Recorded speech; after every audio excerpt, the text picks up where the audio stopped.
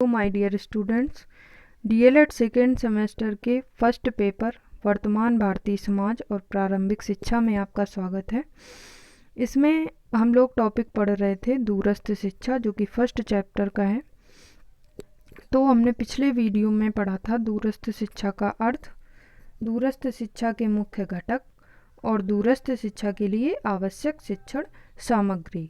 अब आज के वीडियो में हम इसके लास्ट टॉपिक देखेंगे। दूरस्थ शिक्षा से संबंधित जो लास्ट टॉपिक है वो है दूरस्थ शिक्षा के गुण और दूरस्थ शिक्षा के दोष। तो हम सबसे पहले देख लेते हैं दूरस्थ शिक्षा के गुण।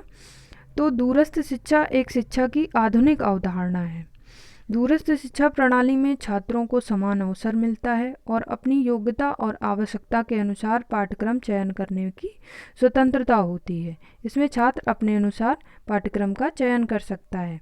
इससे विद्यार्थियों में उत्तरदायित्व की भावना का विकास होता है। दूरस्थ शिक्षा में कुछ ऐसे गुण होते हैं जो ना अनौपचारिक शिक्षा में पाए जाते हैं और ना ही औपचारिक शिक्षा में, लेकिन साथ ही कुछ ऐसे भी गुण होते हैं जो अनौपचारिक शिक्षा में भी होते हैं और औपचारिक शिक्षा में भी। इसीलिए दूरस्थ शिक्षा को इन दोनों का मिला जुला रूप कहा जाता है। दूरस्थ शिक्षा विद्यार्थियों के प्रवेश में सरलता प्रदान करती है, अर्थात इसमें प्रवेश लेना बहुत कठिन प्रक्रिया नहीं होती है, सरल प्रक्रिया होती है। और इसमें व्यक्तिगत विभिन्नता को ध्यान में रखकर पाठ्यक्रम प्रदान किया जाता है। पहले ही बता चुके हैं कि छात्र इसमें अपनी योग्यता के अनुसार पाठ्यक्रम का चयन कर सकते हैं। तो ये किस लिए होता है? ये व्यक्तिगत विभिन्नता को ध्यान में रखते हुए होता है। इसके द्वारा शिक्षा की सभी आवश्यकताओं की पूर्ति होती है। मीन्स जो औपचारिक शिक्षा नहीं कर सकती, जो अनौपचारिक शिक्षा नहीं कर सकती, वो दूरस्थ शिक्षा कर सकती है।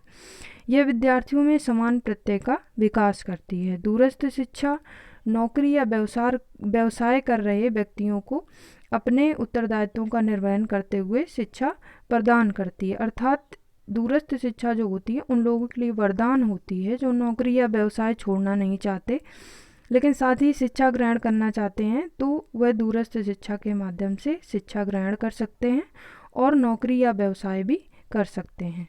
दूरस्थ शिक्षा को प्राथमिक से लेकर उच्च स्तर तक की शिक्षा में प्रयोग किया जाता है। मीन्स दूरस्थ शिक्षा के द्वारा प्राथमिक स्तर की शिक्षा भी ग्रहण की जा सकती है और उच्च स्तर की शिक्षा भी ग्रहण की जा सकती है। दूरस्थ शिक्षा जो है वो भारतीय संविधान के अनुसार शिक्षा के जो उद्देश्य हैं उन्हें पूरा करने में सहायता करती है।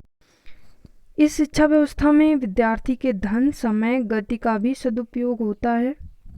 उनका अधिक समय बर्बाद नहीं होता, उनका अधिक धन बर्बाद नहीं होता और वो अपने हिसाब से पढ़ सकते हैं, कोई लिमिटेशन नहीं है। अब ये तो थे दूरस्थ शिक्षा के गुण। अब हम देख लेते हैं कि इसमें दोष कौन से पाए जाते हैं। तो दूरस्थ शिक्षा के दोष हैं। विकासशील देशों में क्या होता है कि विकासशील देशों में प्रशिक्षण के सीमित संसाधन हैं।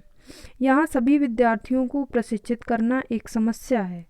तो दूरस्थ शिक्षा के द्वारा इस समस्या का समाधान करने का प्रयास किया जाता है, लेकिन बजट कम होने के कारण ये पूरी तरह संभव नहीं हो पा रहा है। किसी व्यक्ति को कुशलतापूर्वक प्रशिक्षित करने के लिए उसके प्रशिक्षक को होना उसके साथ अति अनिवार्य है। मीन्स अगर किसी व्यक्ति को कुशलतापूर्वक प्रशिक्षित करना है तो उसके साथ उसके प्रशिक्षक को भी होना चाहिए, जो कि दूरस्थ शिक्षा में संभव नहीं है।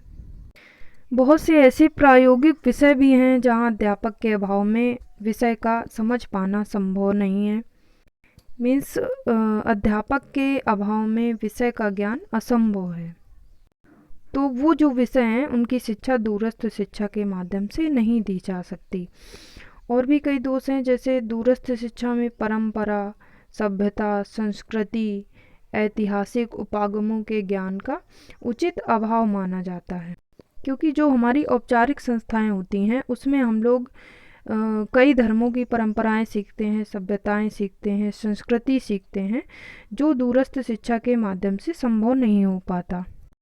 तो इस प्रकार आज हमने देखा कि दूरस्थ शिक्षा में कुछ गुण होने के साथ साथ कुछ दोष भी पाए जाते हैं। तो आज से दूरस्थ शिक्षा का ये टॉपिक समाप्त हो रहा है। अगले टॉपिक में हम मिलेंगे नए चैप्टर के साथ। तब तक के लिए धन्यवाद।